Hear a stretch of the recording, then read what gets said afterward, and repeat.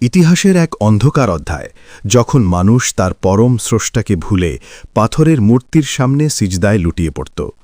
সিরিয়ার সবুজ উপত্যকায় তখন প্রতিধ্বনিত হতো এক ভয়ঙ্কর নাম, বাল, যে মূর্তিকে তারা বৃষ্টির মালিক আর ফসলের দেবতা মনে করত।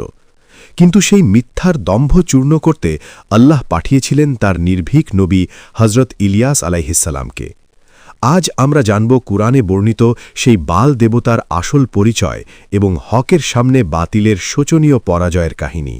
এক রোমাঞ্চকর ঈমানী দাস্তানে আপনাকে স্বাগতম। প্রাচীন বিশ্বের ইতিহাসে বাল ছিল এক অত্যন্ত প্রভাবশালী এবং রহস্যময় দেবতার নাম। বিশেষ করে প্রাচীন কেনানীয়, ফিনিশীয় এবং সিরীয় অঞ্চলের মানুষ এই মূর্তির পূজা করত। বাল শব্দের শাব্দিক অর্থ হল মালিক, প্রভু বা স্বামী। কেনানীয়রা বিশ্বাস করত বাল হল আকাশ, বজ্রপাত এবং বৃষ্টির দেবতা। তাদের ধারণা ছিল যখন আকাশে মেঘ জমে আর বিদ্যুৎ চমকায়, তখন বাল দেবতা তার ক্রোধ প্রকাশ করছেন অথবা তার আশীর্বাদ বর্ষণ করছেন। তারা বিশ্বাস করত বাল খুশি থাকলে জমিনে ফসল ফলে, আর সে রেগে গেলে চিরস্থায়ী খরা দেখা দেয়।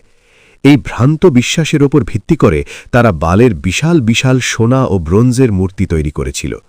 তাদের প্রধান উপাসনালয় ছিল বালবাগ শহরে, যা বর্তমান লেবাননের বেকা উপত্যকায় অবস্থিত। এই বাল দেবতার পূজা কেবল সাধারণ শিরক ছিল না, বরং এর সাথে যুক্ত ছিল চরম অশ্লীলতা এবং নিষ্ঠুর আচার অনুষ্ঠান। কোনো কোনো বর্ণনায় পাওয়া যায় বালকে খুশি করার জন্য তারা তাদের নিজ সন্তানদের পর্যন্ত জীবন্ত আগুনে পুড়িয়ে বলি দিত। এটি ছিল মানুষের বিবেক আর বুদ্ধির চরম অবক্ষয়। তারা প্রকৃত রিজিকদাতা আল্লাহকে বাদ দিয়ে নিজেদের হাতে গড়া এক নিষ্প্রাণ পাথরের দাসে পরিণত হতো। বনু ইসরায়েল জাতির ইতিহাসের এক ক্রান্তি লগ্নে আল্লাহ তাআলা হজরত ইলিয়াস আলাইহিসসালামকে নবী হিসাবে প্রেরণ করেন। হজরত সুলাইমান আলাইহিসসালামের মৃত্যুর পর বনু ইসরায়েল বিভিন্ন দলে বিভক্ত হয়ে পড়েছিল। তাদের এক দল সিরিয়ার এই বালবাক অঞ্চলে বসতি স্থাপন করে। এই অঞ্চলের শাসক ছিল একজন অত্যন্ত অহংকারী এবং পাপিষ্ঠ ব্যক্তি। তার স্ত্রী ছিল আরও বেশি ভয়ঙ্কর, যে বালের পূজাকে রাষ্ট্রীয়ভাবে প্রতিষ্ঠিত করেছিল। তারা হাজার হাজার সত্যবাদী আলেম এবং নবীকে হত্যা করেছিল, যারা মূর্তি পূজার বিরোধিতা করতেন। ঠিক সেই সময় হজরত ইলিয়াস আলাইহিসসালাম রাজদরবারে উপস্থিত হয়ে বজ্রকণ্ঠে ঘোষণা করলেন, হে লোক সকল, তোমরা কি আল্লাহকে ভয় করো না? তোমরা কি বাল দেবতার পূজা করছ এবং সর্বোত্তম স্রষ্টাকে বর্জন করছ? পবিত্র কুরআনের সূরা আস-সাফফাতে এই দৃশ্যটি অত্যন্ত গুরুত্বের সাথে বর্ণিত হয়েছে। ইলিয়াস আলাইহিসসালাম যখন তাওহীদের দাওয়াত দিচ্ছিলেন, তখন তার বিরুদ্ধে পুরো রাজ্য দাঁড়িয়ে গেল। রাজকীয় আলেম ও পুরোহিতরা তাকে জাদুকর এবং মিথ্যাবাদী বলে আখ্যা দিল। কিন্তু ইলিয়াস আলাইহিসসালাম ছিলেন অটল।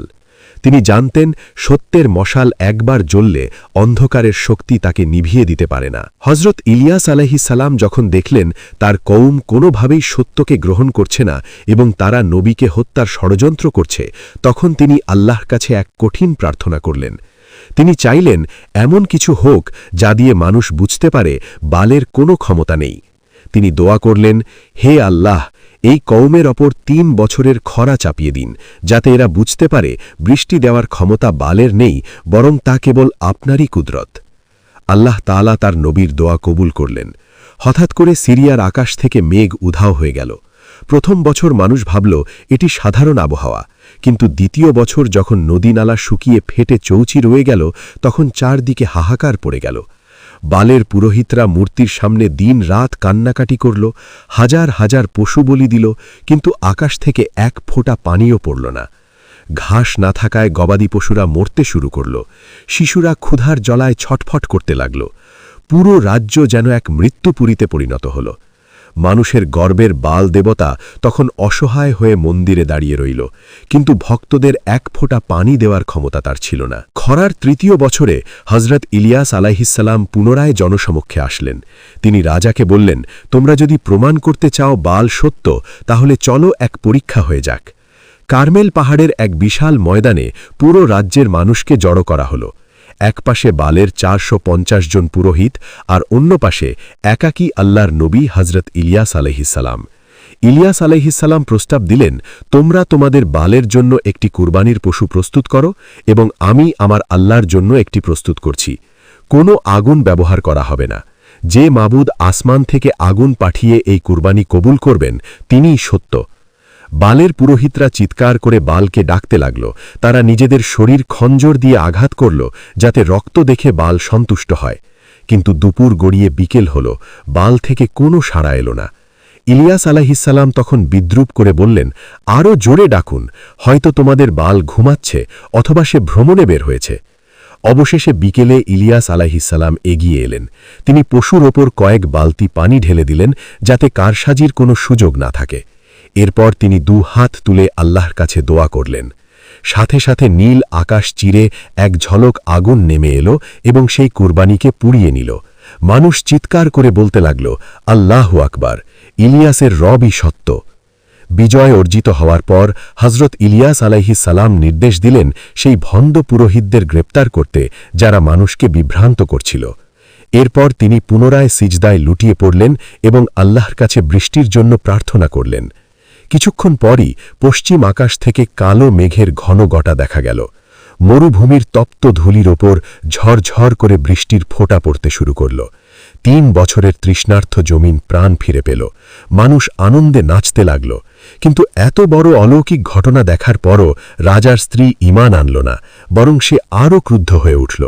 সে ঘোষণা করল, যেভাবেই হোক ইলিয়াসকে হত্যা করতে হবে। ইলিয়াস আলাইহিসসালাম পুনরায় আল্লাহর নির্দেশে হিজরত করলেন। তিনি মরুভূমিতে আশ্রয় নিলেন। এই সময় আল্লাহ তাআলা তাকে অলৌকিক উপায়ে খাবার ও সুরক্ষা প্রদান করতেন। ইতিহাসে এসেছে, কাকেরা তার জন্য রুটি আর গোশত নিয়ে আসত। বাতিলের দম্ভ চূর্ণ হলেও তারা সত্যকে মেনে নিতে চায়নি, যা জালিমদের চিরন্তন স্বভাব। হিজরতকালীন সময়ে ইলিয়াস আলাইহিসসালাম এক যুবকের দেখা পেলেন, যার নাম ছিল আল ইয়াসা। আল ইয়াসা ছিলেন অসুস্থ, কিন্তু ইলিয়াস আলাইহিসসালামের দোয়ায় তিনি সুস্থ হয়ে উঠলেন এবং তার শিষ্যত্ব গ্রহণ করলেন। পরবর্তীতে আল ইয়াসা আলাইহিসসালামও নবী হিসেবে মনোনীত হন। তারা দুজন মিলে পুনরায় মূর্তি পূজার বিরুদ্ধে সংগ্রাম শুরু করেন। বালের প্রভাব ধীরে ধীরে ম্লান হতে শুরু করল। মানুষ বুঝতে পারল যে পাথরের মূর্তির সামনে মাথা নত করা চরম বোকামি। কুরআনের সূরা আস-সাফফাতে আল্লাহ তাআলা ইলিয়াস আলাইহিসসালামের প্রশংসা করে বলেছেন, সালামুন আলা ইলিয়াসিন, অর্থাৎ ইলিয়াসের ওপর শান্তি বর্ষিত হোক। তিনি তার নামকে কিয়ামত পর্যন্ত অমর করে রেখেছেন, কারণ তিনি সেই যুগে একাকী বাল দেবতার বিশাল সাম্রাজ্যের বিরুদ্ধে তাওহীদের পতাকা উড়িয়েছিলেন। তার সংগ্রাম ছিল বিশ্বাসের দৃঢ়তা আর ধৈর্যের এক চরম পরীক্ষা। বাল দেবতা কেবল একটি মূর্তির নাম নয়, এটি ছিল একটি আদর্শের প্রতীক।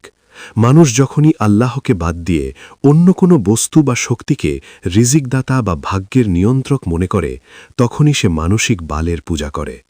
প্রাচীন যুগে মানুষ সোনালুপার পূজা করত, আর আধুনিক যুগে মানুষ পদমর্যাদা, অর্থ আর ক্ষমতার পেছনে এমনভাবে ছোটে যেন এগুলোই তাদের বাঁচিয়ে রাখবে। কুরআনে বালের কাহিনী বর্ণনার মূল উদ্দেশ্য হল আমাদের জানানো যে বাতিল শক্তি যত জাঁকজমকপূর্ণই হোক না কেন, চূড়ান্ত জয় সব সময় তাওহীদেরই হয়। বালবাকের সেই বিশাল মন্দিরের ধ্বংসাবশেষ আজও আমাদের মনে করিয়ে দেয় যে স্রষ্টার প্রতিদ্বন্দ্বিতা করে কোনো সভ্যতা টিকে থাকতে পারে না। মূর্তিপূজা কেবল পাথর পূজা নয়, বরং এটি হল মানুষের বিবেককে বন্দী করার এক কৌশল। ইলিয়াস আলাইহিসসালাম সেই শিকল ভেঙেছিলেন। ইতিহাসবিদ এবং প্রত্নতাত্ত্বিকরা লেবাননের বালবাক শহরে এমন সব বিশাল পাথর খুঁজে পেয়েছেন যা মানুষের পক্ষে সরানো অসম্ভব ছিল, কিন্তু সেই বিশালতা তাদের রক্ষা করতে পারেনি। আসমানি আযাব যখন আসে, তখন মানুষের তৈরি কোনো দুর্গ কাজে লাগে না। হজরত ইলিয়াস আলাইহিসসালামের সময়ের সেই ভয়াবহ খরা ঐতিহাসিক বর্ণনায় গ্রেট ফেমিন হিসেবে পরিচিত। কেনানীয় সভ্যতার পতনের পেছনে এই ধর্মীয় বিপ্লব এক বড় ভূমিকা পালন করেছিল। বালের পূজা পরবর্তীতে ফিনিশীয়দের মাধ্যমে কার্থেজ ও রোমেও পৌঁছেছিল, কিন্তু সবখানেই তাওহীদের আলোর কাছে এটি পরাজিত হয়েছে। কুরআন এই কাহিনীকে চিরন্তন সত্য হিসেবে আমাদের সামনে উপস্থাপন করেছে, যাতে আমরা বুঝতে পারি আল্লাহর সাহায্য সব সময় তার অনুগত বান্দাদের সাথেই থাকে। হজরত ইলিয়াস আলাইহিসসালামের জীবন অলৌকিকতায় ঘেরা ছিল। কোনো কোনো বর্ণনায় পাওয়া যায় তিনি আজও জীবিত আছেন এবং খিজির আলাইহিসসালামের মতো বিভিন্ন জায়গায় বিচরণ করেন। যদিও অধিকাংশ আলেম এটি ইসরায়েলি বর্ণনা হিসেবে মনে করেন, কিন্তু তার জীবনের প্রভাব ইসলামী আধ্যাত্মিকতায় অত্যন্ত গভীর। তিনি শিখিয়েছেন কিভাবে প্রতিকূল পরিবেশে একাকী লড়াই করতে হয়। যখন পুরো রাজ্য বালের পূজারী ছিল, তখন তিনি একাই ছিলেন এক উম্মাত। তার আওয়াজ ছিল ন্যায়ের আওয়াজ। তার সেই বিখ্যাত প্রশ্ন, তোমরা কি বালকে ডাকবে আর সর্বোত্তম স্রষ্টাকে ভুলে যাবে, আজও আমাদের কানে প্রতিধ্বনিত হয়। যারা সত্যের পথে চলে, আল্লাহ তাদের জন্য আকাশ থেকে খাবার নামাতে পারেন, কাক দিয়ে সেবা করাতে পারেন। এটাই হল ঈমানী শক্তির মূল রহস্য।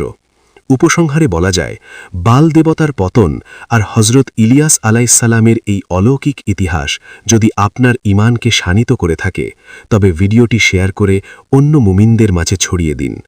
কুরআনে বর্ণিত এমন আরও অজানা ইতিহাস ও রহস্যময় কাহিনী জানতে আমাদের চ্যানেলটি এখনই সাবস্ক্রাইব করে পাশে থাকুন। আপনার একটি সাবস্ক্রিপশন আমাদের এই প্রচেষ্টাকে আরও অনুপ্রাণিত করবে। আল্লাহ আমাদের সবাইকে ইলিয়াস আলাইসাল্লামের মতো ঈমানী তেজ আর হকের উপর অটল থাকার তৌফিক দান করুন। আমিন। বাল দেবতার পতন আর হজরত ইলিয়াস আলাইসাল্লামের এই অলৌকিক ইতিহাস যদি আপনার ঈমানকে শানিত করে থাকে, তবে ভিডিওটি শেয়ার করে অন্য মুমিনদের মাঝে ছড়িয়ে দিন। কুরআনে বর্ণিত এমন আরও অজানা ইতিহাস ও রহস্যময় কাহিনী জানতে আমাদের চ্যানেলটি এখনই সাবস্ক্রাইব করে পাশে থাকুন। আপনার একটি সাবস্ক্রিপশন আমাদের এই প্রচেষ্টাকে আরও অনুপ্রাণিত করবে। আল্লাহ আমাদের সবাইকে ইলিয়াস আলাইসাল্লামের মতো ঈমানী তেজ আর হকের উপর অটল থাকার তৌফিক দান করুন। আমিন।